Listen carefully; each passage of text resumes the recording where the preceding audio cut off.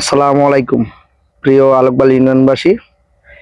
আমরা গেছে কাল জনাব জননেতা নরসিংদী সদর আসনের এমপি জনাব খায়রুল কবির খোকন ভাইয়ের কাছে একটি দরখাস্ত দিয়েছিলাম।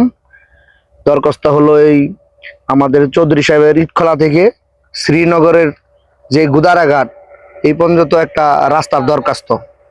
উনি ইনশাল্লাহ এটা মঞ্জুর করছে। 440 মিটারের মতো এই রাস্তা কইরা দিলে আমাদের একটা যাতায়াত ব্যবস্থার যেই বিপ্লব ঘটবে বা যেই দুর্ভোগ, আমাদের যে দুর্দশা, এটা থেকে মুক্তি পাওয়া যাবে। সেটা হলো লঞ্চ দিয়ে আমরা এই জায়গা থেকে নরসিংদী যাতায়াতের একটা ব্যবস্থা করে দেওয়ার উনি ইনশাল্লাহ অঙ্গীকার করছে।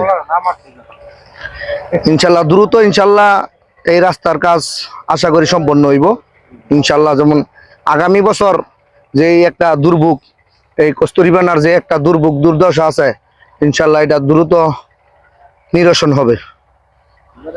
এমপি সাহেব নিজে বলছে যে এটা ইনশাল্লাহ দ্রুত এই যে গুদারাঘাটের যেই ইয়াটা আছে, গুদারাঘাট পর্যন্ত যেই রাস্তার কাজটা আছে, এটা হলো এই রাস্তা থেকে, ঠিক আছে, এই যে আমরা হাইটা যাইতাছি এদিক দিয়ে করা হইব, ঠিক আছে, এই যে দিক থেকে করা হইব। এখন মতিন, তুমি কও যদি এই রাস্তাটাও আমাদের কি সুবিধা হবে?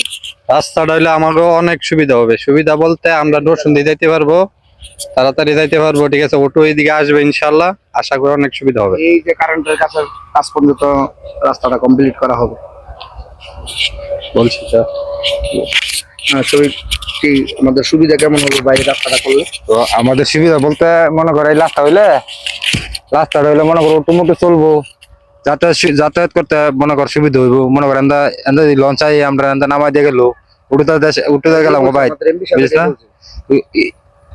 উঠো হইলে ভালো হইব আর কি, রাস্তাটা হইলে জায়গারই কি মনে করে কেমন সুবিধা হইব ভাই?